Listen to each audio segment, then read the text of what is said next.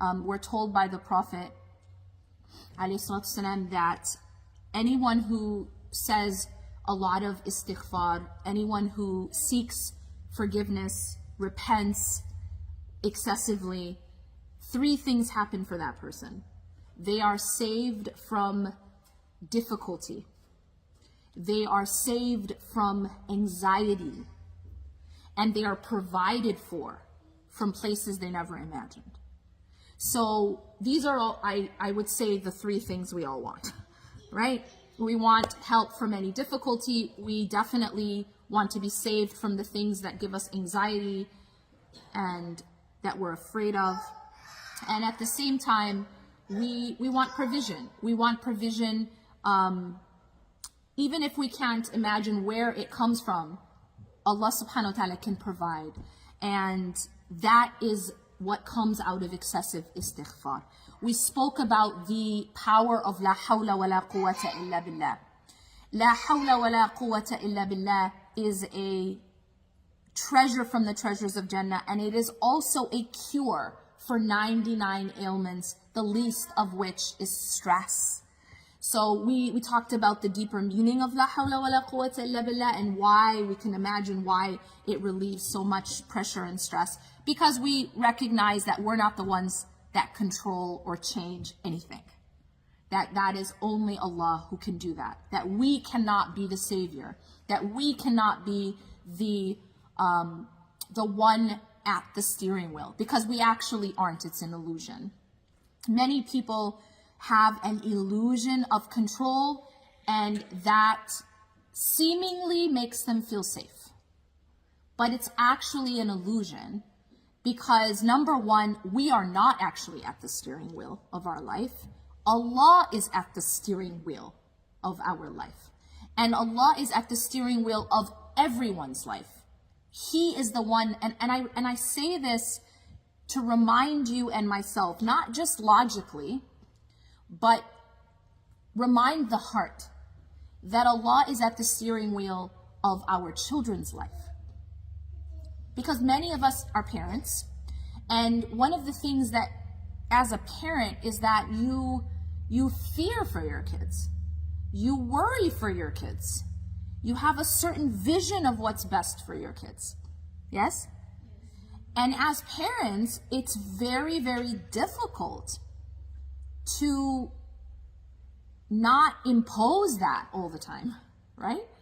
And so it's also, I think, if we look at ourselves as parents and we look at the root of most of our anxiety, anyone want to tell me where it's rooted? It's usually related to our children. Yes? Fear of the unknown. But once you become a parent, where is most of your anxiety related to? Your children. And that's natural, right? So to say and to remind ourselves that Allah is the one at the steering wheel of your child's life is actually very profound, because so many of us as parents, we want to protect our kids. But sometimes the way that we try to protect our kids is through control. Yeah? Y'all wouldn't have any idea about that, right? And the issue with control is ultimately it is to manage anxiety.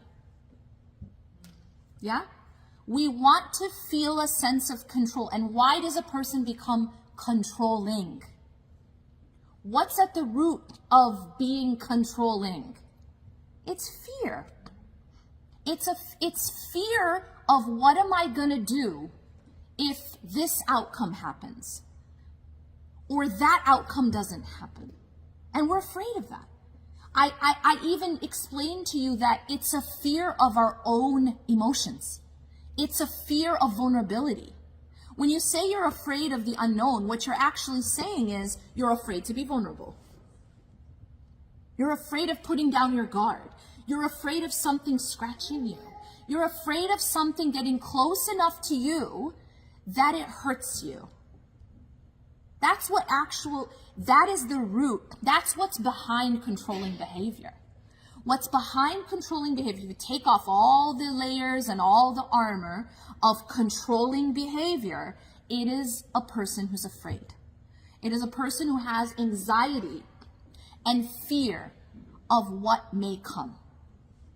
And the fear that if I put my guard down, if I don't control this situation, if I don't control every aspect of this situation, I might get hurt. I might get disappointed. In other words, I might have to be vulnerable. In other words, I might have to feel something. And I'm going to take this back to that root because we're afraid to feel. Many of us are afraid to feel. We're afraid to feel our emotions. We want to be protected from having to feel things. And so there's all these different ways, and if you look at psychology, there's all these different ways to avoid emotion, to avoid having to feel. It's really very basic. You can ask a licensed therapist. It's really very basic. What we're doing is we don't know how to interact with our own emotions. We don't know how to process our own emotions. We don't know how to digest, how to face our own emotions. And actually that becomes the root cause of dysfunction. It becomes the root cause of illness. It becomes the root cause of problems, whether it's inside of you, outside of you, or between you and others.